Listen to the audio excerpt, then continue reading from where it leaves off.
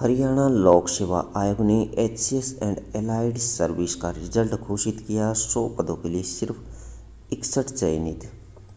इन 61 में से हरियाणा से बाहर के 11 उम्मीदवार चयनित हुए हैं।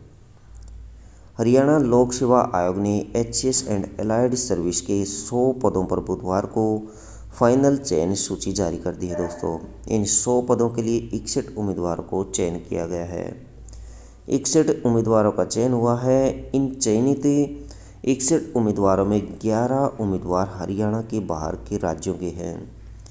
मेरिट सूची में पहला स्थान अनिल कुमार ने पाया है। अनिल राजस्थान के अलवर निवासी हैं।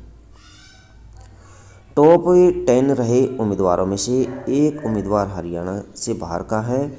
पहला अनिल कुमार राजस्थान, दूसरा जसवंत सिंह मलिक पानीपत, तीसरा यश मलिक सोनीपत, चौथा अभिषेक गर्ग पानीपत, पांचवा चिन्मयी गर्ग चरखी दादरी, छठा मुद्रा रहेजा सोनीपत, सातवां अक्षय कुमार सोनीपत, आठवां जया शर्मा हिसार, नौवां अक्षय भिवानी और 10वां अभिषेक पिलानिया रोहतक से हैं।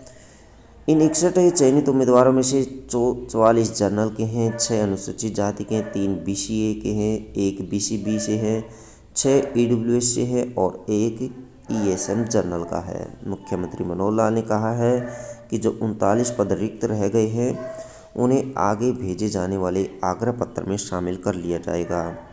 उन्होंने कहा कि उनकी सरकार में सभी भर्तियां मेरिट पर हो रही हैं। उधर आयोग ने मुख्य परीक्षा में पास हुए 61 उम्मीदवारों का साक्षात्कार 9 अक्टूबर से 11 अक्टूबर तक लिया।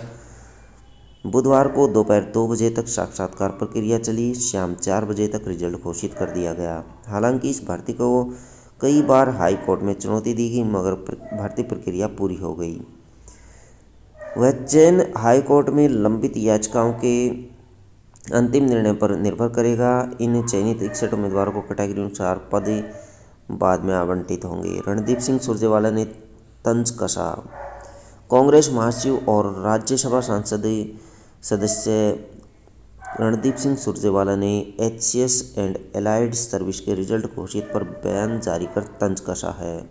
उन्होंने कहा है कि देखी श्री मनोहर जाल की माया, जो ठाना था वो कर दिखाया। एससी-बीसी सैनिक दिव्यांग विरोधी चेहरा सामने आया।